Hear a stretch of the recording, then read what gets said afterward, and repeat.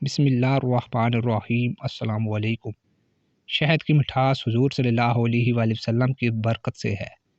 ایک دن حضور صلی اللہ علیہ وآلہ وسلم اسلامی لشکر کے ساتھ جہاد کے لیے تشریف لے جا رہے تھے۔ راستے میں ایک جگہ پڑاؤ کیا اور حکم دیا کہ یہیں پر جو کچھ کھانا ہے کھا لو۔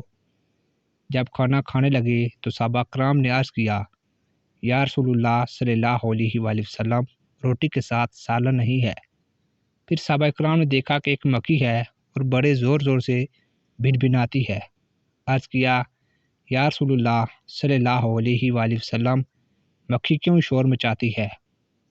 حضور صلی اللہ علیہ وآلہ وسلم نے فرمایا، یہ کہہ رہی ہے کہ مکھیاں بے قرار ہیں، اس وجہ سے کہ صحابہ کرام کے پاس سالن نہیں ہے، حالانکہ یہاں قریبی غار میں ہم نے شہد کا چھتا لگایا ہوا ہے، وہ کون لائے گا؟ ہم اسے اٹھا کر نہیں لا سکتے۔ حضور صلی اللہ علیہ وآلہ وسلم نے فرمایا، پیارے علی کرم اللہ وجہ الکریم، اس مکھی کے پیچھے پیچھے جاؤ اور شہد لے آؤ۔ چنانچہ حضرت علی رضی اللہ تعالیٰ عنہ نے ایک چوبی پیالہ پکڑ کر اس کے پیچھے ہو لیے۔ وہ مکھی غار میں پہنچ گئی اور حضرت علی رضی اللہ تعالیٰ عنہ نے وہاں جا کر شہد نچوڑ لیا اور دربار رسالت میں حاضر ہو گئے۔ سرکار دو عالم صلی اللہ علیہ وآلہ وسلم نے وہ شہد تقسیم فرما دیا اور صحابہ کرام کھانا کھانے لگے تو مکھی پھر آ گئی اور بھنبھنانا شروع کر دیا۔ صحابہ کرام نے عرض کیا، یا رسول اللہ صلی اللہ علیہ وآلہ وسلم، مکھی پھر اسی طرح شور کر رہی ہے۔ تو فرمایا، میں نے اس سے ایک سوال کیا ہے اور یہ اس کا جواب دے رہی ہے۔ میں نے اس سے پوچھا ہے کہ تمہاری خوراک کیا ہے؟ مکھی کہتی ہے کہ پہاڑوں اور بیابانوں میں جو پھول ہوتے ہیں وہ ہماری خوراک ہے۔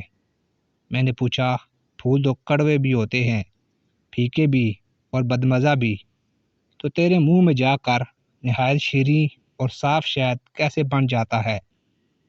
تو مکھی نے جواب دیا، یا رسول اللہ صلی اللہ علیہ وآلہ وسلم، ہمارا ایک امیر اور سردار ہے، ہم اس کے تابع ہیں۔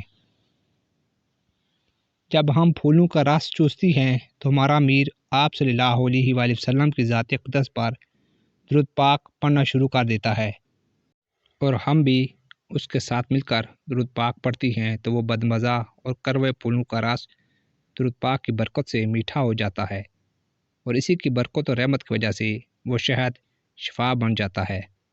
اگر درود پاک کی برکت سے کڑوے اور بدمزہ پھولوں کا رس نہایت میٹھا شہد بن سکتا ہے تو تلخ شیریں میں بدل سکتی ہے، تو درود پاک کی برکت سے گناہ بھی نیکیوں میں تبدیل ہو سکتے ہیں۔